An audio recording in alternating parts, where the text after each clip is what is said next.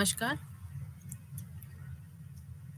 मैं doctor Neetu Singh Vidyant Hindu PG college में department of anthropology में हूँ, प्रोफेसर। और आज हम लोग मैन 001 की जो क्लास है उसकी ब्लॉक 1 के यूनिट 3 की चर्चा करेंगे। यूनिट 3 में हम लोग चर्चा करेंगे relationship of social anthropology with allied discipline, अर्थात सामाजिक मानव शास्त्र का अन्य जो विषय हैं उनके साथ क्या संबंध है। तो अन्य विषयों के साथ संबंधों की चर्चा करते समय हम देखेंगे कि सामाजिक मानव विज्ञान और समाजशास्त्र के बीच का संबंध, सामाजिक मानव विज्ञान और मनोविज्ञान के बीच का संबंध, साथ ही सामाजिक मानव विज्ञान का इतिहास के, अर्थशास्त्र के, राजनीति शास्त्र के साथ संबंध, साथ ही सामाजिक मानव विज्ञान और समाज कार्य के मध्य क्या संबंध है, सामाजिक मानव विज्ञान का सांस्कृतिक अध्ययन के साथ क्या संबंध है, सामाजिक मानव विज्ञान का साहित्य, जनस्वास्थ्य, नीति और सरकार तथा प्रबंधन के साथ क्या संबंध है। इन सब विषयों के साथ सामाजिक मानव विज्ञान के संबंधों के मध्य क्या समानताएं हैं, क्या विभिन्नता है, ये सब जानने का अभिप्राय यह है कि सामाजिक मानव विज्ञान इन सब विषयों के साथ संबंध या इनके नॉलेज का प्रयोग किस तरह से मानव व्यवहार को समझने के लिए करता है। इन सभी अन्य विषयों के साथ सामाजिक मानव विज्ञान के संबंध को समझने के पहले यह समझना भी आवश्यक है कि सामाजिक मानव विज्ञान क्या है। हम पहले भी चर्चा कर चुके हैं अन्य क्लास में कि what is social anthropology and what is anthropology, कि मानव शास्त्र क्या है और मानव शास्त्र की एक शाखा के रूप में सामाजिक मानव विज्ञान किस चीज का अध्ययन करता है। तो सामाजिक मानव विज्ञान की 4 मुख्य शाखाओं में एक शाखा है और जो मानव की संस्कृति और समाज का विस्तार से अध्ययन करता है कि लोगों के मध्य अंतर्वैयक्तिक संबंध कैसे हैं, साथ ही साथ ये किसी भी समाज के लोगों के आंतरिक लक्षणों के साथ साथ बाह्य लक्षणों का भी अध्ययन करता है, उनकी प्रगति के या प्रोग्रेस का या डेवलपमेंट के जो विभिन्न चरण है वो कैसे वर्तमान स्थिति तक पहुंचा है आज का समाज और संस्कृति, उसके बारे में अध्ययन करता है। साथ ही सामाजिक मानव विज्ञान का एक और मुख्य अध्ययन का केंद्र बिंदु है संस्थाओं का अध्ययन। दुर्खीम जो कि पायनियर ऑफ सोशल एंथ्रोपोलॉजी है, वो सामाजिक मानव विज्ञान को कहते थे कि यह सामाजिक संस्थाओं का अध्ययन है, अर्थात सोशल एंथ्रोपोलॉजी या सामाजिक मानव विज्ञान संस्थाओं का भी गहराई से अध्ययन करता है। साथ ही साथ ये सामाजिक संबंधों का अध्ययन करता है कि ये किस तरह से इंटरैक्शन बिटवीन इंडिविजुअल इस्टेब्लिश होता है समाज में, इसको समझने की भी कोशिश करता है। तो सामाजिक मानव विज्ञान का अन्य समाज के अन्य विषयों के साथ संबंध जानने से पहले हम सामाजिक मानव विज्ञान की जो स्ट्रेंथ है, जो उसके विशिष्ट लक्षण हैं, उसको समझने का प्रयास करेंगे, क्योंकि इन विशिष्ट लक्षणों के आधार पे ही हम सोशल एंथ्रोपोलॉजी के का अन्य विषयों के साथ संबंध और आसानी से समझ सकेंगे। तो सबसे पहले ये जानना आवश्यक है कि सोशल एंथ्रोपोलॉजी जो स्टडी करता है ह्यूमन सोसाइटी एंड कल्चर का, वो एक होलिस्टिक अप्रोच में स्टडी करता है, अर्थात संपूर्णता में अध्ययन करता है। यदि वो हमारा समाज और संस्कृति का अध्ययन करता है सोशल एंथ्रोपोलॉजी, तो यह देखेगा कि ये जो संस्थाएं हैं, ये जो समाज है, ये संस्कृति है, इनके विकास के विभिन्न चरण कैसे थे, ये प्रारंभिक इनका चरण कैसे था और वर्तमान तक पहुंचने के क्रम में कौन कौन से चरणों को प्राप्त किया, और फिर इसके इर्द गिर्द भाव उसके सामाजिक, सांस्कृतिक, आर्थिक, राजनैतिक, भौगोलिक सभी पक्षों को समझने का प्रयास करता है। तो संपूर्णता में जो ये अध्ययन करता है सोशल एंथ्रोपोलॉजी, वो किस माध्यम से करता है, तो वो फील्ड वर्क अप्रोच के माध्यम से अध्ययन करता है, कंपैरेटिव स्टडी के माध्यम से समझने की कोशिश करता है। और ये कंपैरेटिव स्टडी या तुलनात्मक अध्ययन जो करता है, वो कालक्रमिक और समकालिक दोनों ही परिप्रेक्ष्य में अध्ययन करता है, और यह समाज और संस्कृति के जो विकास के विभिन्न चरण हैं या जो ये वर्तमान अवस्था है, वो सांस्कृतिक सापेक्षतावाद के दृष्टिकोण से समझने का प्रयास करता है। अर्थात सोशल एंथ्रोपोलॉजी का जो सब्जेक्ट मैटर है, जो विषय क्षेत्र है, उसका वो अध्ययन करते समय holistic approach, comparative approach, cultural relativism और फील्ड वर्क मेथोडोलॉजी या पार्टिसिपेंट ऑब्जर्वेशन, जिसे हम सहभागी अवलोकन हिंदी में कहते हैं, इन सभी पद्धतियों का प्रयोग करके वो अपने निष्कर्ष तक पहुंचता है। तो इस प्रकार से सोशल एंथ्रोपोलॉजी कि ये जो 4 डिस्टिंक्टिव फीचर हैं, जो 4 मुख्य लक्षण हैं, उनको समझना ज़रूरी है। पहला, सहभागी अवलोकन या क्षेत्रीय कार्य का दृष्टिकोण। दूसरा, संपूर्णता में अध्ययन करने का दृष्टिकोण। तीसरा, तुलनात्मक अध्ययन का दृष्टिकोण। और चौथा, सांस्कृतिक सापेक्षता का दृष्टिकोण। ये जो 4 पक्ष हैं एंथ्रोपोलॉजी के या सोशल एंथ्रोपोलॉजी के, यह किसी भी विषय से मानव संबंधों का अध्ययन करने में हमारे लिए विशेष सहायक सिद्ध होंगे, क्योंकि ये जो चारों फीचर हैं वो एंथ्रोपोलॉजी के डिस्टिंक्टिव फीचर हैं, और ये चारों फीचर जो अन्य सामाजिक विज्ञान हैं उसमें कुछ मात्रा में या तो पाए जाते हैं या नहीं पाए जाते हैं। तो इस प्रकार से सामाजिक मानव विज्ञान और अन्य सामाजिक विज्ञानों के मध्य एक दृष्टिकोण का, एक अध्ययन के दृष्टिकोण का अंतर स्थापित हो जाता है। तो सबसे पहले हम सोशल एंथ्रोपोलॉजी और सोशियोलॉजी में, अर्थात सामाजिक मानव विज्ञान और समाज शास्त्र के मध्य क्या संबंध है, इसको समझने का प्रयास करते हैं। तो जो सोशल एंथ्रोपोलॉजी और सोशियोलॉजी, इन दोनों का सब्जेक्ट मैटर या विषय क्षेत्र लगभग एक है। बस दोनों के मध्य मुख्य अंतर ये है कि जो सोशल एंथ्रोपोलॉजी है वो सरल समाजों का अध्ययन करता है या प्रीलिटरेट सोसाइटी का, अनाक्षर समाज का अध्ययन करता है, जबकि सोशियोलॉजी वह अध्ययन करता है कॉम्प्लेक्स सोसाइटी का या पश्चिमी समाज का या वेस्टर्न सोसाइटी के बारे में अध्ययन करता है। तो ये एक बहुत आधारभूत अंतर है दोनों में, जबकि दोनों ही समाज और मानव व्यवहार के अध्ययन के प्रमुख विषय हैं, और किंतु इनके अध्ययन के जो तरीके हैं, इनका दृष्टिकोण है और विषयों में कुछ समानताएं हैं और कुछ विभिन्नताएं हैं। और जो ये विभिन्नताएं हैं वो मैंने जो 4 अभी डिस्टिंक्टिव फीचर बताए, मानव विज्ञान के जो विशिष्ट लक्षण बताए, उनके ही आधार पे इनके दृष्टिकोण और अध्ययन के तरीकों में भिन्नता स्थापित हो जाती है। अब सामाजिक मानव विज्ञान और समाजशास्त्र के मध्य संबंध को समझने के लिए सबसे पहले हम इसके मध्य जो इनके सब्जेक्ट मैटर के मध्य समानताएं हैं उनको समझने का प्रयास करते हैं।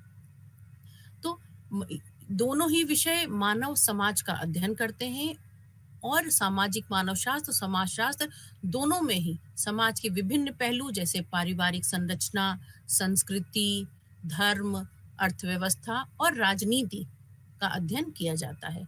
और दोनों ही क्षेत्रों में यह समझने की कोशिश की जाती है कि लोग अपनी संस्कृति और समाज में कैसे रहते हैं, और समाज की जो विभिन्न नियम हैं, जो नॉर्म्स एंड वैल्यूज हैं, साथ ही सामाजिक संरचनाओं का पालन किस प्रकार से करते हैं।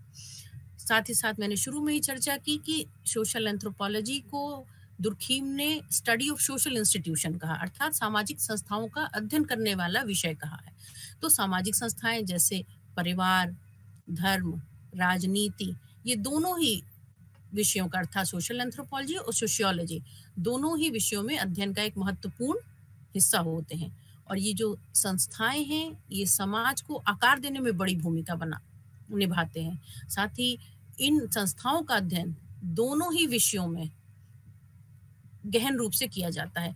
तो इस तरह से हम देख रहे हैं कि सब्जेक्ट मैटर तो लगभग सोशियोलॉजी और सोशल एंथ्रोपोलॉजी का एक है, और जो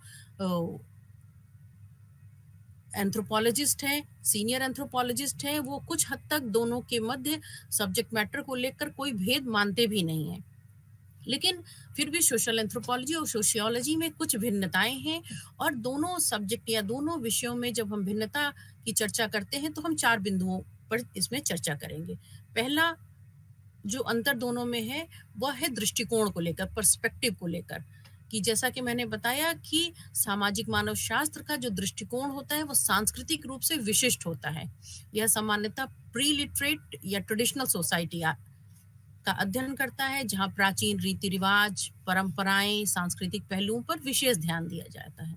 और इसमें जो छोटी छोटी कम्युनिटी हैं उनका विश्लेषण करके बड़े सामाजिक सिद्धांतों को समझने की कोशिश की जाती है। वहीं जो सोशियोलॉजी या समाजशास्त्र है, या आधुनिक समाज और शहरीकरण पर अधिक ध्यान केंद्रित करता है। और सोशियोलॉजी अधिकतर विकसित और आधुनिक समाजों का अध्ययन है, जहां औद्योगिकरण, शहरीकरण और सामाजिक परिवर्तन जैसे मुद्दों पर विशेष ध्यान केंद्रित किया जाता है। इसका दृष्टिकोण इस दृष्टि से व्यापक होता है कि यह कॉम्प्लेक्स और वेस्टर्न सोसाइटीज का अध्ययन करता है, जबकि सोशल एंथ्रोपोलॉजी प्रीलिटरेट सोसाइटी के ऊपर स्पेशल फोकस रखता है, किंतु उसके साथ साथ आधुनिक, औद्योगिक और पश्चिमी समाजों का भी अध्ययन करता है।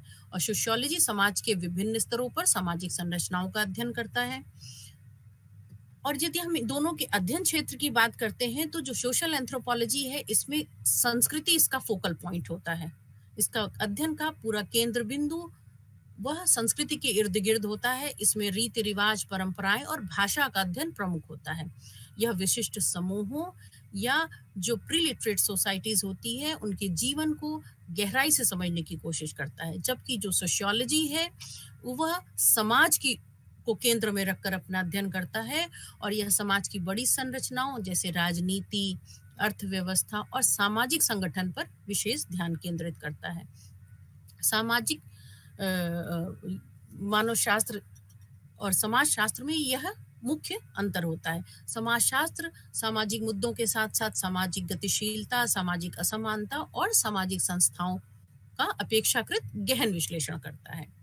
अब समाजशास्त्र और सोशियोलॉजी में दूसरा जो मुख्य अंतर होता है वह है रिसर्च मेथड या शोध की प्रविधि को लेकर। सोशल एंथ्रोपोलॉजी अधिकतर एथनोग्राफिक और एम्पिरिकल स्टडी अर्थात यह अनुभवजन्य अध्ययन पर अधिक फोकस करता है, और इसमें पार्टिसिपेंट ऑब्जर्वेशन या सहभागी अवलोकन और क्षेत्रीय कार्य पर विशेष बल दिया जाता है, जहाँ पे जो रिसर्चर होता है वो अध्ययन किए जाने वाले समुदाय के साथ रहकर उनके दैनिक जीवन, रीति रिवाज और संस्कृति को समझने की कोशिश करता है। जबकि जो सोशियोलॉजी में अध्ययन की पद्धति है वह आंकड़ों का विश्लेषण, सर्वेक्षण, प्रश्नावली और सांख्यिकी विधियों पर अधिक आधारित होता है। इसमें जनसंख्या का सर्वेक्षण विधि से अध्ययन करने का पर अधिक फोकस रहता है, और शोध की जो प्रक्रिया वह अधिक औपचारिक और संरचित होती है। सोशियोलॉजी और सोशल एंथ्रोपोलॉजी के मध्य जो चौथा और महत्वपूर्ण अंतर है वो ये अंतर है कि जो सोशल एंथ्रोपोलॉजी है यह एक उपनिवेशवादी दृष्टिकोण से विकसित हुआ, जब शोधकर्ताओं ने यूरोपियन समाज के बाहर के समाजों और संस्कृतियों का अध्ययन शुरू किया। इसलिए इसका ध्यान आरंभ से ही गैर औद्योगिक और पारंपरिक समाजों पर था, जबकि जो सोशियोलॉजी है उसकी उत्पत्ति औद्योगिक क्रांति के बाद हुई, जब समाज तेजी से परिवर्तन हो रहा था। और यह एक इस प्रकार से यह एक अधिक आधुनिक अनुशासन है जो समाज के विकसित और शहरीकृत भागों का अध्ययन करता है। इस प्रकार सोशियोलॉजी और सोशल एंथ्रोपोलॉजी हम देखते हैं कि दोनों ही मानव समाज और उनकी संस्थाओं का गहन अध्ययन करते हैं, बस उनके दृष्टिकोण और अध्ययन क्षेत्र में कुछ भिन्नताएं हैं। वो भी एक अगर हम व्यापक परिप्रेक्ष्य में देखते हैं तो अध्ययन क्षेत्र की यह भिन्नता घटती चली जाती है, बस जो अंतर रहता है मूलभूत वह उनके अध्ययन के दृष्टिकोण में रहता है। जहाँ सामाजिक मानव शास्त्र सांस्कृतिक और पारंपरिक समाजों पर केंद्रित रहता है, वहीं समाजशास्त्र आधुनिक और जटिल संरचनाओं को समझने की कोशिश करता है। दोनों ही विषय समाज को समझने के लिए अलग अलग तरीकों का उपयोग करते हैं, किंतु अंततः इन दोनों ही विषयों का उद्देश्य समाज और मानव व्यवहार की गहरी समझ को विकसित करना है। और इस प्रकार यही मूलभूत अंतर सोशियोलॉजी और सोशल एंथ्रोपोलॉजी में हम देखते हैं। सोशियोलॉजी और सोशल एंथ्रोपोलॉजी के मध्य अंतर को समझने के बाद हम सोशल एंथ्रोपोलॉजी का मनोविज्ञान से, साइकोलॉजी से क्या संबंध है उसको समझते हैं।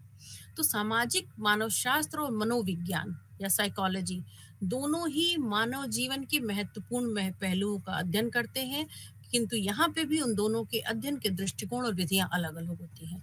यहाँ सोशल एंथ्रोपोलॉजी समाज और संस्कृति के दृष्टिकोण से ह्यूमन बिहेवियर को समझने का प्रयास करता है, मानव के व्यवहार को समझने का प्रयास करता है। वहीं जो साइकोलॉजी है या मनोविज्ञान है वह व्यक्ति के मानसिक और भावनात्मक प्रक्रियाओं पर ध्यान केंद्रित करता है। दोनों ही अध्ययन के लिए आवश्यक है, क्योंकि ये हमें एक बड़ा और व्यापक दृष्टिकोण प्रदान करते हैं, जिससे हम समाज और समाज में रहने वाले व्यक्ति दोनों को बेहतर तरीके से समझ सकते हैं। और दोनों ही विषय मानव व्यवहार का अध्ययन करते हैं, किंतु इनके दृष्टिकोण और उद्देश्य अलग-अलग होते हैं। तो जो पहले हम इन दोनों के बीच में फिर समानताएँ समझने की कोशिश करते हैं कि सोशल एंथ्रोपोलॉजी और साइकोलॉजी के बीच में क्या सिमिलैरिटी है। तो दोनों ही मानव व्यवहार या ह्यूमन बिहेवियर का अध्ययन करते हैं। सोशल एंथ्रोपोलॉजी में व्यक्ति की भूमिका को समझने का प्रयास किया जाता है, जबकि साइकोलॉजी में व्यक्ति के मानसिक और भावनात्मक प्रक्रियाओं पर ध्यान केंद्रित किया जाता है। दोनों ही डिसिप्लिन मानव संबंधों को महत्वपूर्ण मानते हैं। सोशियोलॉजी में सोशल एंथ्रोपोलॉजी में इन संबंधों को सांस्कृतिक और सामाजिक संदर्भ में देखा जाता है, जबकि साइकोलॉजी में यह देखा जाता है कि इन संबंधों का व्यक्ति के मानसिक स्वास्थ्य या मेंटल हेल्थ पर क्या प्रभाव पड़ता है। दोनों ही विषयों में क्वालिटेटिव और क्वांटिटेटिव अर्थात गुणात्मक और मात्रात्मक दोनों ही अनुसंधान विधियों का प्रयोग होता है। जैसे कि सोशल एंथ्रोपोलॉजी में फील्ड वर्क और इंटरव्यू मुख्य विधियां होती हैं, जबकि साइकोलॉजी में प्रयोग और परीक्षण आधारित अध्ययन किए जाते हैं। जबकि और यद्यपि ये जो विधियों का अंतर कुछ मूलभूत अंतर है, किंतु दोनों में ही क्वालिटेटिव और क्वांटिटेटिव या गुणात्मक और मात्रात्मक अध्ययन और अनुसंधान की विधियों का प्रयोग किया जाता है। अब साइकोलॉजी और सोशल एंथ्रोपोलॉजी में अंतर मुख्यतः यह है, सोशल एंथ्रोपोलॉजी में समाज, संस्कृति, रीति रिवाजों और संस्थाओं का अध्ययन होता है, और इसका मुख्य उद्देश्य होता है कि जो भिन्न-भिन्न संस्कृतियां हैं वो कैसे काम करती हैं, कैसे विकसित हुई हैं, और उस संस्कृति में व्यक्ति की भूमिका कैसे निर्धारित होती है। जबकि साइकोलॉजी व्यक्ति के मानसिक और भावनात्मक पहलुओं पर केंद्रित होता है, और इसका उद्देश्य व्यक्ति के विचार, भावना और व्यवहार को समझना होता है, जैसे कि तनाव, निर्णय लेना, सीखने की प्रक्रिया और भावनात्मक प्रक्रियाएं। ये सब समझना साइकोलॉजी का मुख्य विषय वस्तु होती है। दोनों में जो अध्ययन की विधियों में समानता थी, मैंने बताया कि दोनों ही क्वालिटेटिव और क्वांटिटेटिव दोनों ही मेथड यूज करते हैं अपने रिसर्च में और स्टडी में, लेकिन दोनों के बीच में मुख्य अंतर वही है कि सोशल एंथ्रोपोलॉजी होलिस्टिक अप्रोच से स्टडी करता है और पार्टिसिपेंट ऑब्जर्वेशन को विशेष महत्व देता है, जबकि साइकोलॉजी में प्रयोगों पे या एक्सपेरिमेंट्स पे, मानसिक परीक्षण पे और साइकोलॉजिकल इंटरव्यूज का प्रयोग अध्ययन विधि के रूप में अधिक किया जाता है, ताकि व्यक्ति की मानसिक प्रक्रियाओं को समझा जा सके। सोशल एंथ्रोपोलॉजी का ध्यान पूरे समाज और उसकी संस्कृति पर रहता है कि कैसे व्यक्ति समाज की संरचना में फिट होते हैं और समाज उन्हें कैसे प्रभावित करता है, जबकि साइकोलॉजी का ध्यान व्यक्ति के भीतर की प्रक्रियाओं पर होता है। वह इस बात पर ध्यान केंद्रित करता है कि व्यक्ति अपने विचारों, भावनाओं और व्यवहारों के माध्यम से अपने परिवेश से कैसे तालमेल बिठाता है। इस प्रकार जो हम देखते हैं कि जो साइकोलॉजी है वो मानव मस्तिष्क और मानव व्यवहारों का अध्ययन है, और जो सोशल एंथ्रोपोलॉजी है वो मानव व्यवहार के सभी पक्षों का अध्ययन करता है।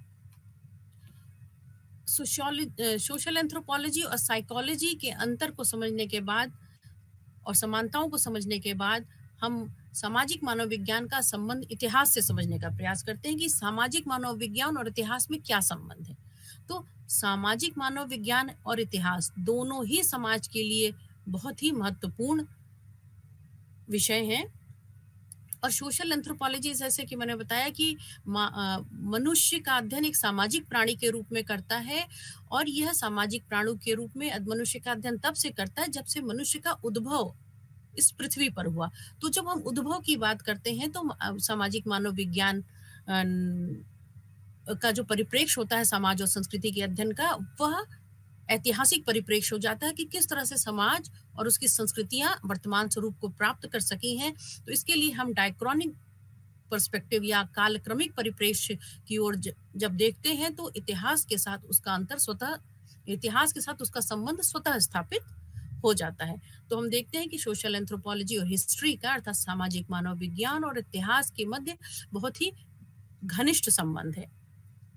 और यही कारण है कि जो इंग्लिश फिलोसोफर कॉलिंग वुड कहते हैं कि social anthropology is an encapsulated history, अर्थात इसका अभिप्राय यह है कि जो अपने भीतर सोशल एंथ्रोपोलॉजी अपने भीतर एक इतिहास को भी समाये हुए है, और जब क्रमिक अध्ययन करता है समाज और संस्कृति के उद्भव, विकास और विभिन्नता की, तो ऐतिहासिक परिप्रेक्ष्य को अपने साथ साथ लेकर के चलता है। इवांस प्रिचार्ड जो कि एंथ्रोपोलॉजिस्ट थे, बहुत मानव विज्ञान के चिंतक थे, उन्होंने अपने रचना social anthropology and other essays में वो कहते हैं कि neglect of the history of institution prevents the functionalist anthropologist not only from studying diachronic problems but also from testing the very functional construction to which he attaches most important, for it is precisely history which provides him with an experimental situation। अर्थात Evans Pritchard कहते हैं कि इतिहास को अगर हम सामाजिक मानव विज्ञान से अलग कर देंगे तो जो संस्थाएं किस तरह से अपने सामाजिक परिप्रेक्ष्य में विकसित हुई हैं उनको समझने का जो हमारा प्रयास है वो बहुत अधिक सफल नहीं हो पाएगा, क्योंकि जो सोशल एंथ्रोपोलॉजी है वह अपने किसी भी अध्ययन को, किसी भी सिद्धांत को समझने में ऐतिहासिक परिप्रेक्ष्य अर्थात कालक्रमिक परिप्रेक्ष्य का सहारा लेता है। जबकि ये रेडक्लिफ ब्राउन इसे अस्वीकार करते हैं कि इतिहास का मानव विज्ञान में कोई उपयोगिता है या कोई प्रासंगिकता है। उनका कहना है कि हिस्ट्री विशेष इवेंट्स को डील करता है, जबकि एंथ्रोपोलॉजी में ऐसा कुछ नहीं है, और एंथ्रोपोलॉजी और इतिहास के मध्य संबंधों को वो बहुत स्वीकार नहीं करते हैं। वहीं दूसरी ओर इवांस प्रिचार्ड कहते हैं कि मानव शास्त्र सोशल एंथ्रोपोलॉजी कोई was not a generalizing discipline but instead a branch of history. Evans Pritchard कहते हैं कि वह इतिहास की एक शाखा है, और उनसे पहले 1897 में फ्रांस बोआज जो कि फाउंडर ऑफ अमेरिकन एंथ्रोपोलॉजी हैं, वो कहते हैं कि हमें एंथ्रोपोलॉजिकल इन्वेस्टिगेशन के लिए ऐतिहासिक तथ्यों को जानना अति आवश्यक है। तो वहीं फ्रांस बोआज जो है मानव विज्ञान में इतिहास की उपयोगिता को 1897 में ही उन्होंने स्वीकार कर लिया था, जिसे बाद में इवांस प्रिचार्ड ने 1968 में यह बताते हुए और अधिक स्पष्ट किया कि मानव विज्ञान और इतिहास का इतना घनिष्ठ संबंध है कि मानव विज्ञान को सामाजिक मानव विज्ञान को एक इतिहास की शाखा के रूप में उन्होंने स्वीकार किया। जबकि हम देखते हैं कि जो बैरेट है उन्होंने 2009 में इसको और संक्षिप्त रूप से स्पष्ट करते हुए बताया कि जो एथनोग्राफिक अप्रोच होता है सोशल एंथ्रोपोलॉजी का, वह ऐतिहासिक परिप्रेक्ष्य से और अधिक पुष्ट होता है। तो इस प्रकार जो सोशल एंथ्रोपोलॉजिस्ट थे उन्होंने हिस्ट्री के साथ संबंधों को लेकर के अपने समय पर अपने विचारों को प्रस्तुत किया। फिर भी हम देखते हैं कि सोशल एंथ्रोपोलॉजी और हिस्ट्री दोनों ही मानव समाजों को समझने के लिए बहुत महत्वपूर्ण है। एक अतीत को देखता है, जैसे इतिहास अतीत की ओर देखता है, तो दूसरा अतीत के साथ साथ वर्तमान और भविष्य के सजेशन और एक्शन दोनों की ओर फोकस करता है। दोनों की विशेषताओं को एक साथ मिलकर हम समाज और मानव विकास के बारे में व्यापक दृष्टिकोण प्राप्त कर सकते हैं। सोशल एंथ्रोपोलॉजी और हिस्ट्री दोनों ही मानव समाज के अध्ययन पर केंद्रित है, और दोनों ही विषयों का उद्देश्य यह समझना होता है कि समाज कैसे विकसित हुआ है, कैसे व्यवहार करता है और उसके पीछे कौन कौन से कारण हैं। और दोनों ही डिसिप्लिन अर्थात सोशल एंथ्रोपोलॉजी और हिस्ट्री दोनों ही विभिन्न समाजों की संस्कृति, रीति रिवाज, परंपराओं और मूल्यों का अध्ययन करते हैं। जहाँ इतिहास समाज की सांस्कृतिक पृष्ठभूमि को समय के संदर्भ में देखता है, वहीं सामाजिक मानव विज्ञान वर्तमान संस्कृति और उसके व्यावहारिक रूपों पर ध्यान केंद्रित करते हुए उसके कालक्रमिक परिप्रेक्ष्य को भी ध्यान में रखता है। इतिहास और सामाजिक मानव विज्ञान दोनों ही मानव अनुभव और जीवन के विभिन्न पहलुओं को समझने और उनके दस्तावेजीकरण के माध्यम से संरक्षित करने का काम करते हैं। उदाहरण के लिए दोनों ही डिसिप्लिन जाति, समुदाय, सामाजिक समूहों, स उनका जीवन और उनकी तत्कालीन संस्कृति का अध्ययन करते हैं। तो इस प्रकार हम देखते हैं कि सोशल एंथ्रोपोलॉजी और हिस्ट्री में घनिष्ठ संबंध है। अब दोनों में कुछ भिन्नताएं भी हैं, जैसे हिस्ट्री मुख्य रूप से अतीत की घटनाओं और विकास पर केंद्रित होता है।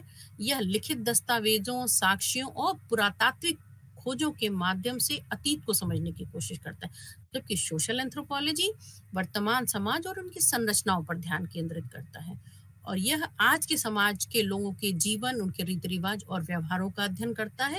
लेकिन यह अध्ययन चूंकि संपूर्णता में होता है, तो यह कालक्रमिक परिप्रेक्ष्य या ऐतिहासिक परिप्रेक्ष्य को ध्यान में रखते हुए करता है। दोनों ही विषयों अर्थात सोशल एंथ्रोपोलॉजी और हिस्ट्री दोनों के अध्ययन के तरीके में थोड़ा अंतर है। सोशल एंथ्रोपोलॉजी प्रायः फील्ड वर्क का प्रयोग करते हैं और जबकि इतिहासकार आमतौर पर लिखित दस्तावेजों, रिकॉर्ड्स और आर्कियोलॉजिकल एविडेंस का प्रयोग करते हैं। इतिहास घटनाओं की एक समयबद्ध श्रृंखला पर ध्यान देता है। यह अतीत में हुई घटना और उनके कारणों का विश्लेषण करता है, जैसे युद्ध, राजनीतिक परिवर्तन, साम्राज्यों के उत्थान और पतन को समझना इतिहास का कार्य है। जबकि सोशल एंथ्रोपोलॉजी समाज के व्यवहार और संरचनाओं को समझने का प्रयास करता है और यह लोगों के बीच संबंधों, सामाजिक वर्गों और सांस्कृतिक मान्यताओं का गहराई से विश्लेषण करता है। जहाँ एक और हिस्ट्री स्टैटिक होती है, अर्थात यह अतीत की घटनाओं को एक निश्चित समय पर देखने का प्रयास करती है, वहीं जो सोशल एंथ्रोपोलॉजी है वो अपेक्षाकृत अधिक गतिशील होता है, क्योंकि यह समाज में हो रहे वर्तमान बदलावों और विकास का अध्ययन करता है। साथ ही यह वर्तमान समाज की जटिलताओं और उसके पीछे के कारणों को भी समझने में मदद करता है और यह मदद वह इतिहास के माध्यम से लेता है।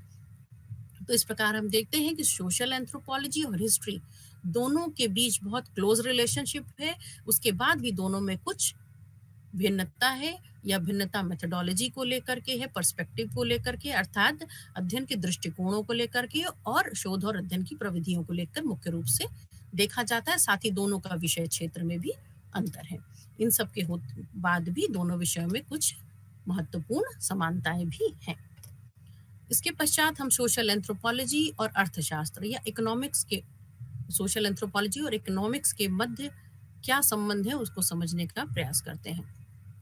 सोशल एंथ्रोपोलॉजी और इकोनॉमिक्स दोनों ही मानव समाज का अध्ययन करते हैं। सोशल एंथ्रोपोलॉजी जहां समाज और संस्कृति का जब अध्ययन करता है तो आर्थिक संस्थाओं का अध्ययन उसका एक अभिन्न अंग हो जाता है, जबकि जो इकोनॉमिक्स है वह पूर्णतः अर्थशास्त्र के सिद्धांतों पर काम करता है, अर्थात उत्पादन, वितरण, उपभोग और विनिमय के नियमों पर विशेष रूप से बल देता है। सोशल एंथ्रोपोलॉजी और इकोनॉमिक्स में सबसे बड़ी समानता यह है कि वह मानव व्यवहार का दोनों ही अध्ययन करते हैं। बस इकोनॉमिक्स क्या करता है कि मानव व्यवहार का अध्ययन करते हुए आर्थिक पहलुओं पर ज्यादा फोकस करता है और सोशल एंथ्रोपोलॉजी होलिस्टिक अप्रोच में जो ह्यूमन बिहेवियर या मानव व्यवहार का अध्ययन करता है वहां अर्थशास्त्र उसका एक पक्ष होता है। दोनों ही विषय समाज के विकास को समझने का प्रयास करते हैं, अर्थात अर्थशास्त्र समाज की आर्थिक संरचना के विकास पर अधिक बल देता है, तो सामाजिक मानव शास्त्र संस्कृति और समाज की संरचना को समझने का प्रयास करता है। दोनों ही विषय वास्तविक जीवन में आने वाली समस्याओं का समाधान ढूंढने का प्रयास करते हैं। जहां सोशल एंथ्रोपोलॉजी सामाजिक समस्याओं जैसे गरीबी, जातिगत भेदभाव, लिंग असमानता का अध्ययन करता है, जबकि अर्थशास्त्र इन सभी समस्याओं को आर्थिक दृष्टिकोण से देखता है। इकोनॉमिक्स और सोशल एंथ्रोपोलॉजी के संबंधों को समझने में हम कुछ विचारकों का उल्लेख करते हुए इन दोनों के मध्य अंतर संबंधों को समझेंगे। जैसे मैल्कम गॉलब्रेथ ने अर्थशास्त्र के संबंध को समझाने में सोशल एंथ्रोपोलॉजी के साथ एक महत्वपूर्ण भूमिका निभाई। उन्होंने बताया कि जनसंख्या की सामाजिक संरचना कैसे आर्थिक विकास को प्रभावित कर सकती है और समाज के विभिन्न वर्गों के बीच आर्थिक असमानता का क्या प्रभाव पड़ता है। वहीं सोशल एंथ्रोपोलॉजी में सामाजिक संरचना जैसे परिवार, जाति और समुदाय का अध्ययन किया जाता है जो कि आर्थिक व्यवहार को प्रभावित करते हैं। जैसे मार्शल मॉस ने अपने काम द गिफ्ट में यह बताया कि आर्थिक लेन-देन सिर्फ वस्तुओं के आदान-प्रदान तक ही सीमित नहीं है, बल्कि यह सामाजिक रिश्तों और सामाजिक मानदंडों पर भी निर्भर करता है। इसी प्रकार विभिन्न जो संस्कृतियां हैं, उनकी सभी संस्कृतियों में आर्थिक प्रणाली के स्वरूप में विभिन्नता पाई जाती है। क्लिफर्ड गर्ड्स ने deep play notes on the Balinese cockfight में यह स्पष्ट करने का प्रयास किया कि किस तरह बैलेनीज लोगों की आर्थिक गतिविधियों को उनकी सांस्कृतिक प्रथाओं से अलग नहीं किया जा सकता, और यहाँ पर खेल और अर्थव्यवस्था परस्पर एक दूसरे से जुड़े हुए हैं। तो इस प्रकार हम देखते हैं कि सोशल एंथ्रोपोलॉजी और इकोनॉमिक्स दोनों के मध्य पारस्परिक अंतर संबंध पाया जाता है, जिसे क्लिफर्ड गर्ट्स ने बैलेनीज लोगों के अपने अध्ययन में स्पष्ट किया।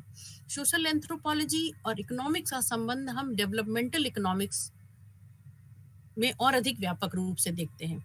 अमर्त्य सेन ने अपने काम डेवलपमेंट एज ए फ्रीडम में यह स्पष्ट किया है कि आर्थिक विकास का अर्थ केवल आय में वृद्धि नहीं है, बल्कि यह सामाजिक स्वतंत्रता और सशक्तिकरण से भी संबंधित है।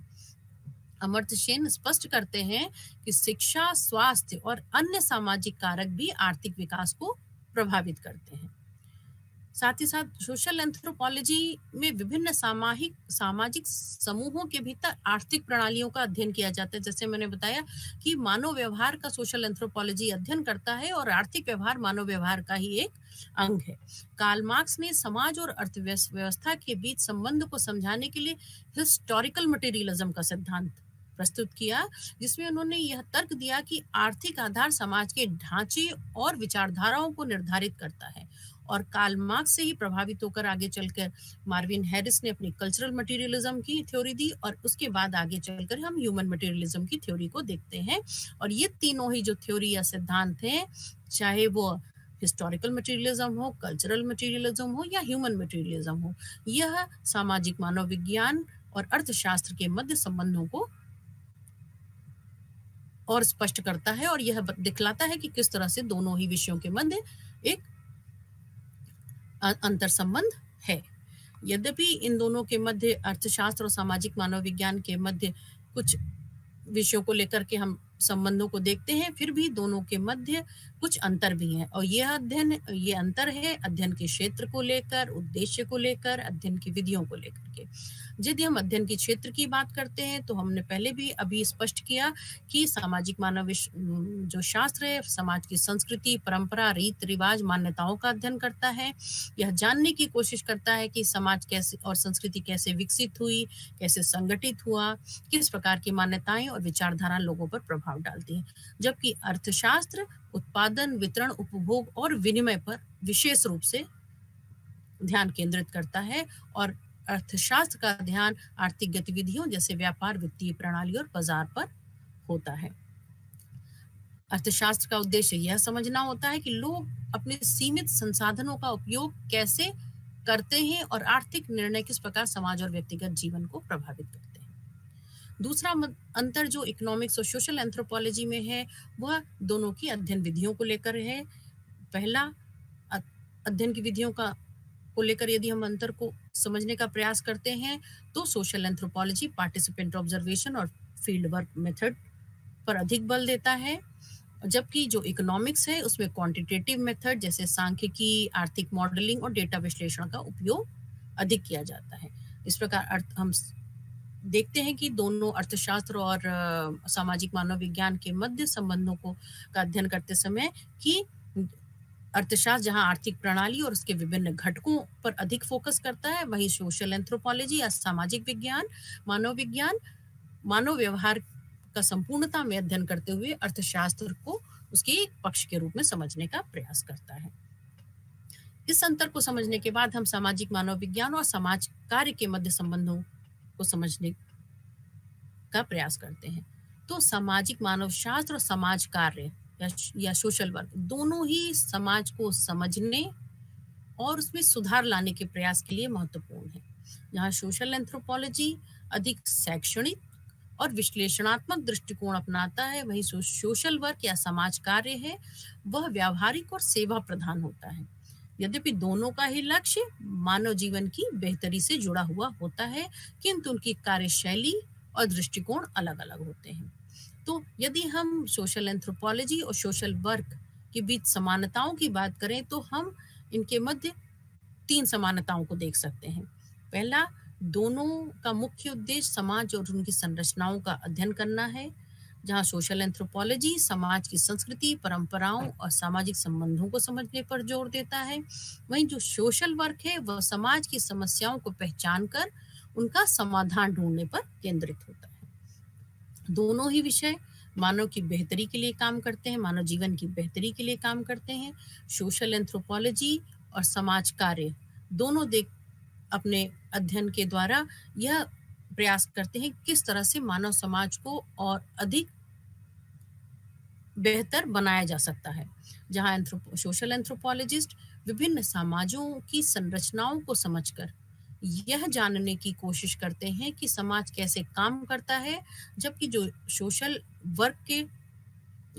वर्क डिसिप्लिन है, वह लोगों की समस्याओं को हल करके समाज में सकारात्मक बदलाव लाने का प्रयास करता है।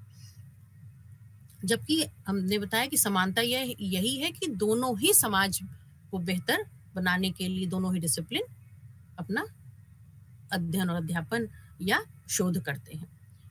तीसरी जो समानता है दोनों डिसिप्लिन में, ये है कि दोनों की लेबोरेटरी या प्रयोगशाला फील्ड है या मनुष्य या मानव समाज है।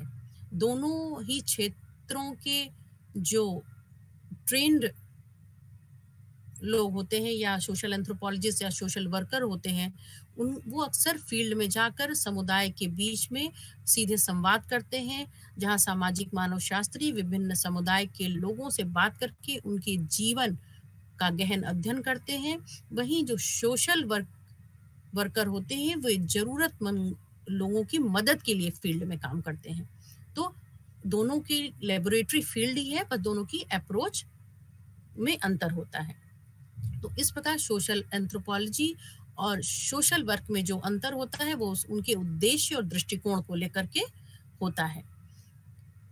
दूसरा, सामाजिक मानव शास्त्र एक शैक्षणिक विषय है, जहां शोध और अध्ययन के माध्यम से सामाजिक सिद्धांतों को विकसित किया जाता है, जिसमें सामाजिक संरचना, धर्म, भाषा और अन्य सांस्कृतिक पहलुओं का विश्लेषण किया जाता है। वहीं जो सोशल वर्क है, वो एक व्यावहारिक क्षेत्र है, जहां सोशल वर्कर या समाज कर्मी गरीब, वंचित और समस्याग्रस्त व्यक्तियों और समुदायों की मदद करते हैं। यह एक सेवा प्रधान क्षेत्र है, जिसमें समाज की समस्याओं के लिए काम किया जाता है। सोशल एंथ्रोपोलॉजिस्ट अनुसंधान आधारित काम करते हैं और वे समाज की गहन समझ प्राप्त करने के लिए लंबी अवधि के अध्ययन और फील्ड वर्क में शामिल होते हैं। उनके काम का मुख्य उद्देश्य ज्ञान का विस्तार करना होता है। इसके विपरीत जो समाजकर्मी होते हैं, वे तुरंत प्रभाव वाले कार्यों में शामिल होते हैं। वे लोगों की समस्याओं को हल करने के लिए सरकारी और गैर सरकारी संगठनों के साथ मिलकर काम करते हैं। उनकी भूमिका अधिकतर लोगों की मदद करने और समाज में सकारात्मक बदलाव लाने की होती है। और एक और महत्वपूर्ण अंतर जो सोशल वर्क और सोशल एंथ्रोपोलॉजी में है, वह दोनों के कार्य क्षेत्र का है। जहाँ सोशल एंथ्रोपोलॉजी के लोग हैं, वो अक्सर एकेडमिक फील्ड में काम करते हैं, जैसे कि विश्वविद्यालय में पढ़ाना या शोध करना। उनका काम समाज की संरचनाओं को समझना और उन पर अध्ययन करना होता है। जबकि जो सोशल वर्कर होते हैं, वो अस्पतालों, स्कूलों, गैर सरकारी संगठनों और सरकारी एजेंसियों में काम करते हैं, जहां वे सीधे लोगों की समस्याओं को हल करने का प्रयास करते हैं और उनका काम सामाजिक सेवा प्रदान करने पर केंद्रित होता है। किंतु समय के साथ हम देखते हैं कि सामाजिक मानव विज्ञान का परिप्रेक्ष्य अधिक विकसित होता चला जा रहा है। वो एकेडमिक फील्ड के साथ साथ वो एक्शन एंथ्रोपोलॉजी के भी फील्ड में काम करते हैं, अर्थात क्रियात्मक मानव विज्ञान का जो एक क्षेत्र है, संरचन है और विकसित हो रहा है, उसमें भी काम करते हैं। इसमें एंथ्रोपोलॉजी या सोशल एंथ्रोपोलॉजिस्ट का उद्देश्य सिर्फ समस्याओं का निदान कैसे हो इसकी सलाह देना ही नहीं होती, अपितु वह जो एजेंसीज हैं उनके साथ मिलकर के उन समस्याओं का समाधान करने का काम करते हैं और सेवाएं प्रदान करते हैं। तो इस प्रकार हम देखते हैं कि सोशल एंथ्रोपोलॉजी और सोशल वर्कर इन दोनों के मध्य सोशल वर्क जो डिसिप्लिन है, इन दोनों के मध्य गहन अंतर संबंध है।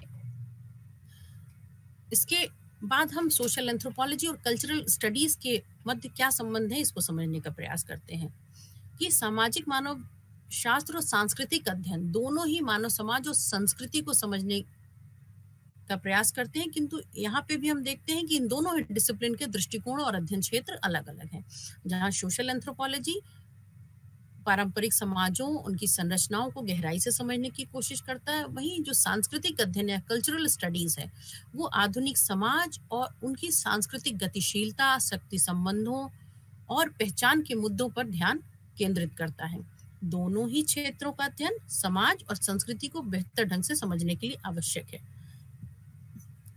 किंतु उनके दृष्टिकोण और विधियों में महत्वपूर्ण अंतर होता है। अब दोनों ही डिसिप्लिन कल्चरल स्टडीज और सोशल एंथ्रोपोलॉजी में समानताएं क्या है, पहले हम इसको समझ लेते हैं। दोनों ही मानव समाज पर ध्यान केंद्रित करते हैं। दोनों ही विषयों का जो उद्देश्य है वह मानव समाज और उनकी गतिविधियों को समझना है, चाहे वह पारिवारिक ढांचा हो, रीति रिवाज हो, सामाजिक मानदंड हो। दोनों ही विषय समाज और संस्कृति का गहन अध्ययन करते हैं।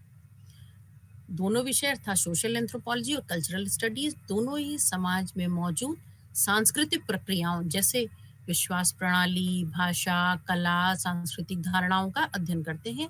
साथ ही इस बात को भी समझते हैं कि संस्कृति और समाज कैसे विकसित होते हैं और उनका परस्पर एक दूसरे पर क्या प्रभाव पड़ता है।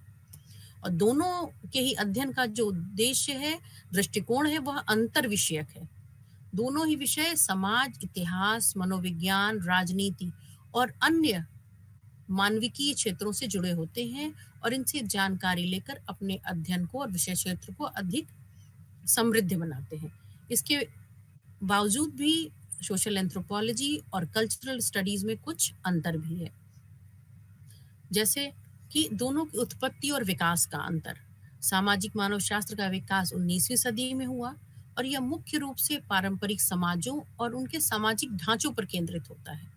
इसका मुख्य ध्यान समाज के भीतर रिश्तों, परंपराओं और संस्था पर केंद्रित होता है, जबकि जो कल्चरल स्टडीज है वह 20वीं सदी के अंत में विकसित हुआ और यह आधुनिक समाज और पॉप कल्चर, मीडिया तथा उपभोक्ता संस्कृति का विश्लेषण करता है।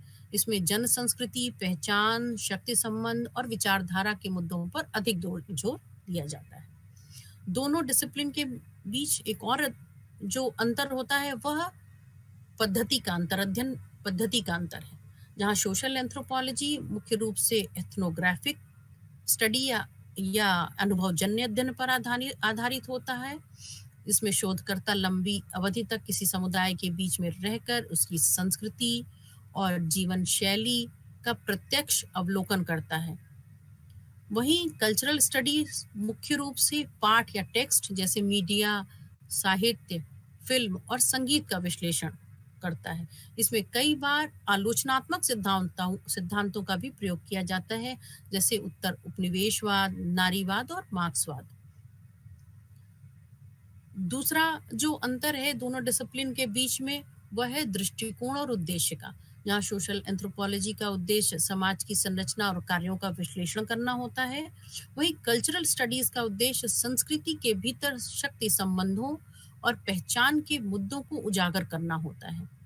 यह अक्सर आलोचनात्मक होता है और समाज में सत्ता, वर्चस्व और प्रतिरोध के प्रश्नों पर ध्यान केंद्रित करता है। इसके साथ ही साथ दोनों डिसिप्लिन के बीच में अर्थात सोशल एंथ्रोपोलॉजी और कल्चरल स्टडीज के बीच में जो एक और अंतर है वह है अध्ययन के क्षेत्र का अंतर, जहाँ सोशल एंथ्रोपोलॉजी पारंपरिक और ग्रामीण समाजों पे या प्राक साक्षर समाजों पे या प्रीलिटरेट सोसाइटीज पर ज्यादा ध्यान केंद्रित करता है, वहीं कल्चरल स्टडीज आधुनिक शहरी समाजों, मीडिया, फिल्म, फैशन, जनसंचार माध्यमों पर ध्यान केंद्रित करता है और इसमें अक्सर जो पॉप कल्चर है, पॉपुलर कल्चर और सामूहिक पहचान पर अधिक जोर दिया जाता है।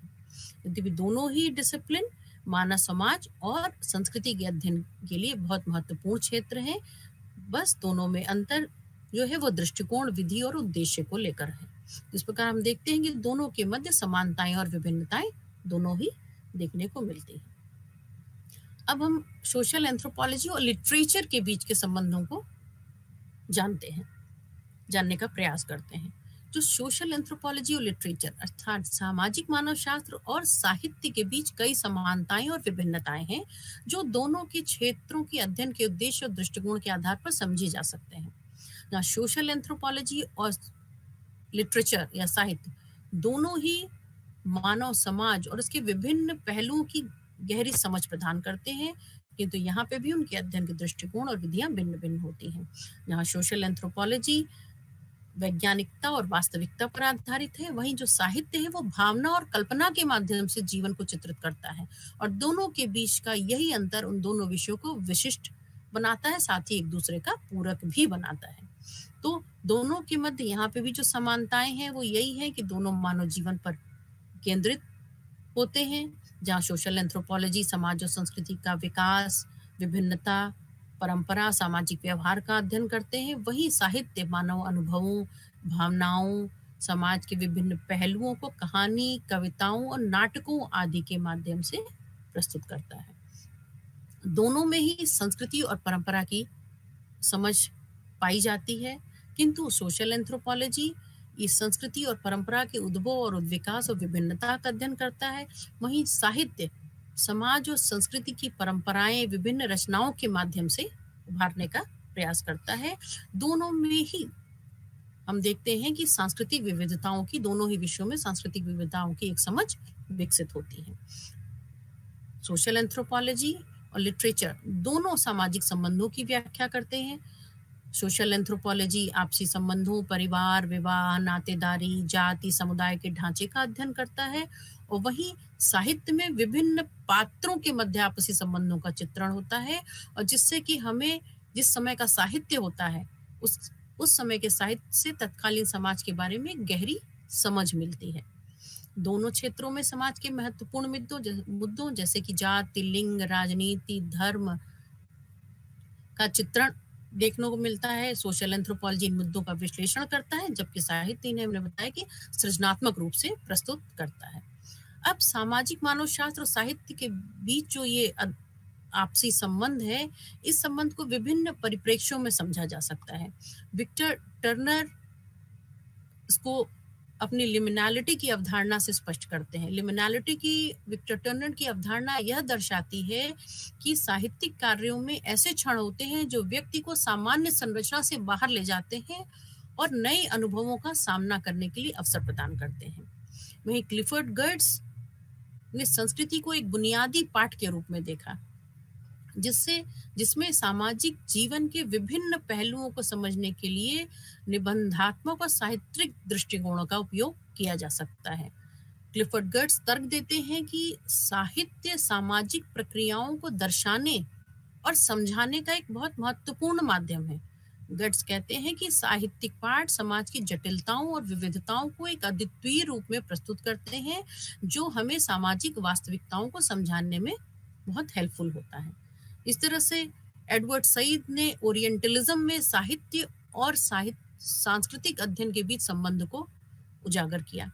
उन्होंने बताया कि साहित्य और कला कैसे उपनिवेशवादी दृष्टिकोण को स्पष्ट करते हैं, और इस दृष्टिकोण से सामाजिक मानव शास्त्र साहित्य की आलोचना करने में एक उपकरण बन जाता है, जिससे कि उपनिवेशवाद, जातिवाद और सांस्कृतिक पहचान के मुद्दों को उजागर किया जा सकता है।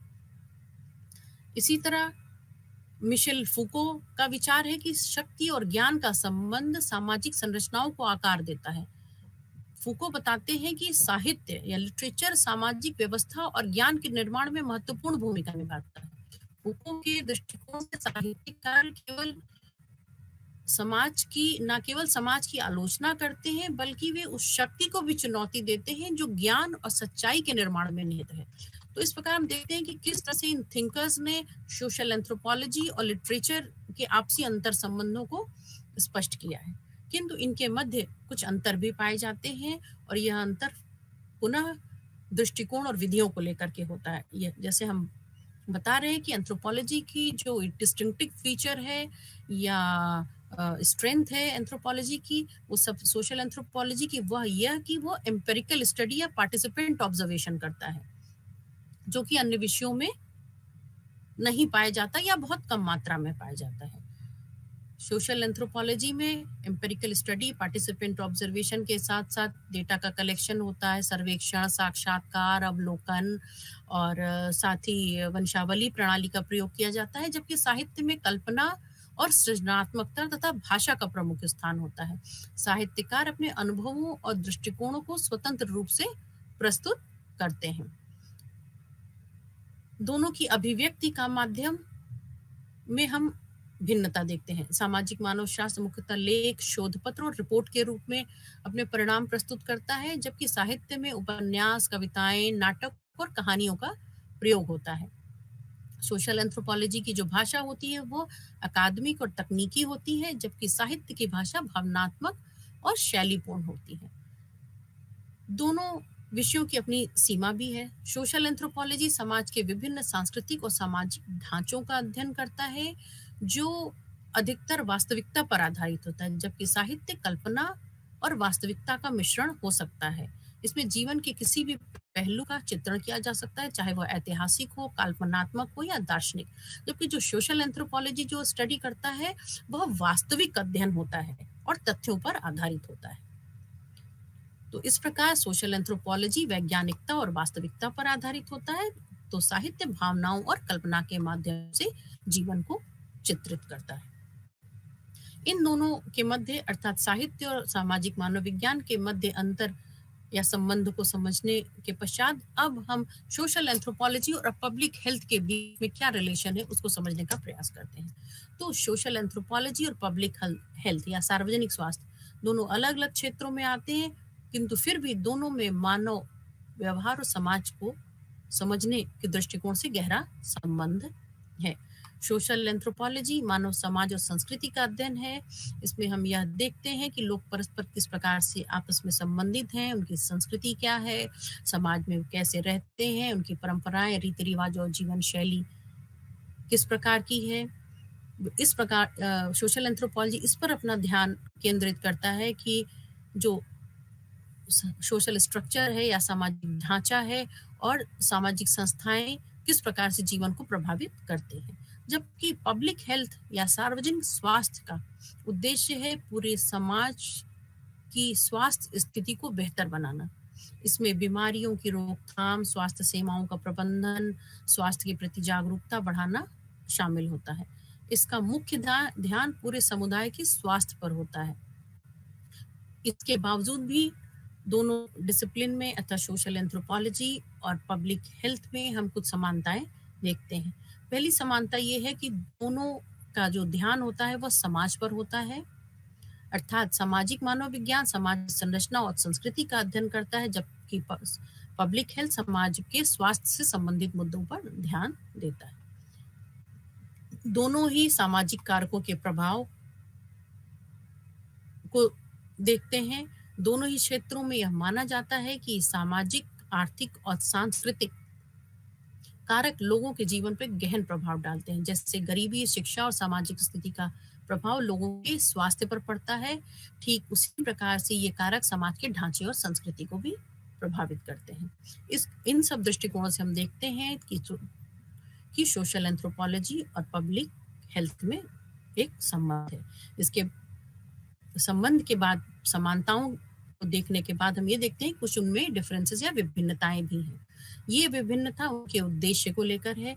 जहां सोशल एंथ्रोपोलॉजी का उद्देश्य समाजों को समझना और उनके सामाजिक सांस्कृतिक ढांचे को अध्ययन करना है, वहीं सामाजिक स्वास्थ्य का उद्देश्य लोगों के स्वास्थ्य को बेहतर बनाना और बीमारियों से बचाव करना है। दोनों को अध्ययन का दायरा भी भिन्न भिन्न है।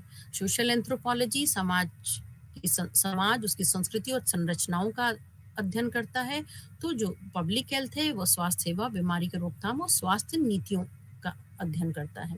दोनों के प्रयोग और परिणामों में भी अंतर है। जहां सोशल एंथ्रोपोलॉजी में निष्कर्ष आमतौर पर समाज और संस्कृति को समझने और व्याख्या करने तक सीमित होता है, इसके विपरीत जो पब्लिक हेल्थ या सार्वजनिक स्वास्थ्य है, इसमें अध्ययन के परिणाम सीधे लोगों की भलाई और स्वास्थ्य सुधार में लागू किए जा सकते हैं, जैसे टीकाकरण अभियान या स्वच्छता कार्यक्रम। अर्थात जो पब्लिक हेल्थ है उसका वो पूरी तरह ज़्यादातर अप्लाइड डिसिप्लिन है, जबकि सोशल एंथ्रोपोलॉजी हम देखते हैं कि थ्योरेटिकल एंड अप्लाइड दोनों ही एस्पेक्ट उसमें आ जाता है। साथ ही दोनों के मध्य पद्धति में अंतर है, जहाँ सोशल एंथ्रोपोलॉजी क्वालिटेटिव मेथड का यूज़ करता है, एम्पिरिकल स्टडी को यूज़ करता है और पार्टिसिपेंट ऑब्जर्वेशन या सहभागी अवलोकन की पद्धति का प्रयोग करता है।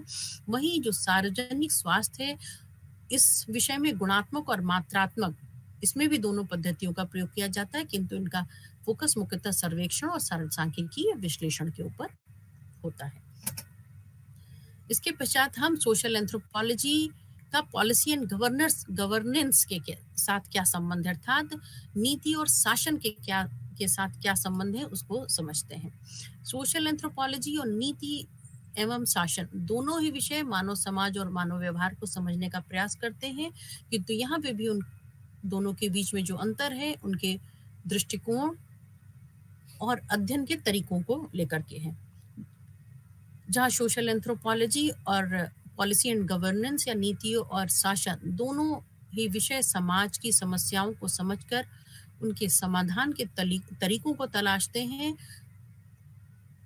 सामाजिक मानवशास्त्र समाज की अंदरूनी संरचनाओं और सांस्कृतिक परंपराओं का अध्ययन करता है, ताकि समाज में मौजूद असमानताओं और संघर्षों को समझा जा सके। उसी प्रकार नीति और शासन भी समाज की समस्याओं का विश्लेषण करता है, किंतु उसके आधार पर वह नीति बनाकर उनका क्रियान्वयन पर, उनका नीति बनाना और उनके क्रियान्वयन पर ज्यादा फोकस होता है पॉलिसी एंड गवर्नेंस में। सोशल एंथ्रोपोलॉजी और पॉलिसी एंड गवर्नेंस दोनों ही अन्य सामाजिक विज्ञानों से जुड़े हैं, जैसे सोशल एंथ्रोपोलॉजी यहाँ sociology, economics and political science से जुड़ा है, उसी तरह पॉलिटी एंड गवर्नेंस भी sociology, economics and political science तथा अन्य विषयों से जुड़ा है, क्योंकि दोनों ही विषय समाज और संस्कृति का विभिन्न कोणों से समझने और अध्ययन करने का प्रयास करते हैं और उनका विश्लेषण करते हैं। दोनों के मध्य मुख्य अंतर अध्ययन के उद्देश्य, अध्ययन की विधि, उनके प्रभाव और क्रियान्वयन को लेकर है।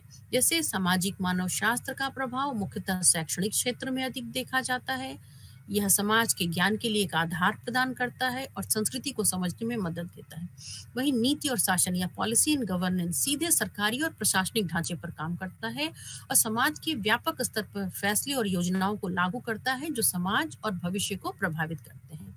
तो इस प्रकार हम देखते हैं कि सोशल एंथ्रोपोलॉजी और पॉलिसी एंड गवर्नेंस दोनों ही समाज के विभिन्न पहलुओं को समझने में मददगार है।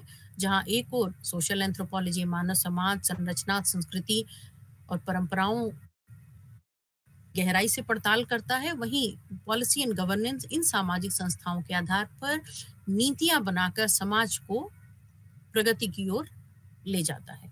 दोनों के अध्ययन का उद्देश्य समाज को और अधिक बेहतर बनाना है। जो बेसिक डिफरेंस है दोनों में, मुख्य अंतर हम मान सकते हैं, वह दोनों के दृष्टिकोण और कार्यशैली का है। इसको समझने के बाद हम सोशल एंथ्रोपोलॉजी और मैनेजमेंट के मध्य क्या रिलेशनशिप है, उसको समझने का प्रयास करते हैं कि सोशल एंथ्रोपोलॉजी और मैनेजमेंट के बीच के संबंधों को समझने के लिए हमें दोनों क्षेत्रों की प्रकृति और उनके उद्देश्यों पर ध्यान देना होगा। सोशल एंथ्रोपोलॉजी मानव समाज और उसकी संस्कृति का अध्ययन करता है, वहीं मैनेजमेंट संसाधनों, लोगों की प्रक्रियाओं की कुशल संचालन पर अपना ध्यान केंद्रित करता है, ताकि लक्ष्य की प्राप्ति हो सके। दोनों विषयों में लोगों, संसाधनों और सामाजिक संरचनाओं का अध्ययन महत्वपूर्ण होता है। इस दृष्टि से वो दोनों आपस में परस्पर जुड़े भी हुए हैं।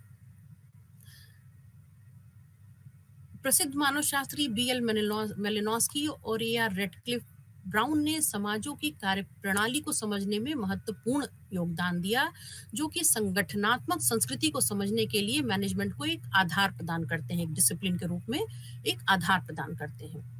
हम देखते हैं कि विभिन्न समाजों में नेतृत्व के रूप अलग अलग होते हैं और उनमें विभिन्न नेतृत्व शैलियां देखने को मिलती हैं। जैसे मैक्स वेबर के नौकरशाही के मॉडल ने औपचारिक संगठनों में संरचित नेतृत्व और प्रबंधन की आवश्यकता को समझने पर जोर दिया। वहीं क्लिफर्ड गर्ड्स ने प्रतीकात्मकता और सांस्कृतिक अर्थों पर जोर दिया, जो कि संगठनात्मक व्यवहार और संचार को समझने में मदद करता है। इसी प्रकार पीटर ब्लॉ ने सामाजिक विनिमय सिद्धांत या सोशल एक्सचेंज थ्योरी को विकसित किया, जो कि किसी भी संगठन के भीतर सहयोग और संघर्ष की गतिशीलता को समझने में सहायक होता है। इस प्रकार हम देखते हैं कि मैनेजमेंट और सोशल एंथ्रोपोलॉजी में विशेष संबंध है। दोनों ही क्षेत्रों का उद्देश्य मानव समाज और संस्थाओं को कुशलतापूर्वक संचालित करना और समझना है, जिससे इनके अध्ययन को एक साथ जोड़ करके व्यापक अंतर्दृष्टि प्राप्त की जा सकती है। भिन्नताएं यदि हम देखते हैं सोशल एंथ्रोपोलॉजी और मैनेजमेंट में, तो उनके उद्देश्य, और उनके व्यावहारिकता, उनकी पद्धति और एक दृष्टिकोण को लेकर के होती है। कि मैंने पहले ही बताया कि जो सोशल एंथ्रोपोलॉजी है उसका जो स्ट्रेंथ है या डिस्टिंक्टिव फीचर है वो 4 है। पहला कि वो होलिस्टिक अप्रोच में स्टडी करता है, अर्थात जब मानव व्यवहार, समाज और संस्कृति का अध्ययन करता है तो उसको संपूर्णता में समझने का प्रयास करता है। जबकि जो अन्य डिसिप्लिन है जिनकी चर्चा हमने यहाँ की, वो किसी एक पक्ष पर ही अधिक ध्यान केंद्रित करते हैं। दूसरा अंतर इनके पार्टिसिपेंट एंथ्रोपोलॉजी, सोशल एंथ्रोपोलॉजी की जो मेथोडोलॉजी है अध्ययन की, वो है पार्टिसिपेंट ऑब्जर्वेशन, अर्थात यहाँ अनुभवजन्य अध्ययन पर ही विशेष महत्व दिया जाता है। जबकि जो अन्य डिसिप्लिन है उनमें अनुभवजन्य अध्ययन सेकेंडरी होता है और उनके यहाँ क्वांटिटेटिव मेथड पे ज़्यादा फोकस किया जाता है। सोशल एंथ्रोपोलॉजी कंपैरेटिव स्टडी पर फोकस करके अपने सिद्धांतों का प्रतिपादन करता है, अर्थात तुलनात्मक अध्ययन को विशेष महत्व देता है। और यह तुलनात्मक अध्ययन डायक्रॉनिक और सिंक्रोनिक दोनों ही पर्सपेक्टिव को लेकर के किया जाता है। जबकि अन्य विषयों में, अन्य जो डिसिप्लिन हैं उनमें दोनों पर्सपेक्टिव हम देखते हैं किसी में पाया जाता है, किसी में कम या अधिक मात्रा में पाया जाता है। जबकि सोशल एंथ्रोपोलॉजी इसको विशेष रूप से फोकस करता है। और जो चौथी और सबसे महत्वपूर्ण विशेषता है वो सोशल एंथ्रोपोलॉजी की, वो यह है कि वो किसी भी समाज और संस्कृति को उसकी विशेषताओं के संदर्भ में समझने का प्रयास करता है। और यहाँ एथनोसेंट्रिक अप्रोच का पूरी तरह से अभाव होता है। जबकि जो कोई और डिसिप्लिन जो है वह आवश्यक नहीं है कि उसको कल्चरल रिलेटिविज्म के अप्रोच से समझे। यहाँ पे कुछ जाति केंद्रस्थता या एथनोसेंट्रिक अप्रोच किसी भी सोसाइटी को समझने में अन्य डिसिप्लिन में आ जाता है। तो जो सोशल एंथ्रोपोलॉजी की स्ट्रेंथ इन 4 बिंदुओं को लेकर है, वही सोशल एंथ्रोपोलॉजी को अन्य संबंधों, अन्य सामाजिक विज्ञानों से विशिष्ट बनाता है। और इस प्रकार हमने सोशल एंथ्रोपोलॉजी को अन्य डिसिप्लिन के साथ क्या संबंध है उनको समझने का प्रयास किया। बहुत बहुत धन्यवाद। नमस्कार।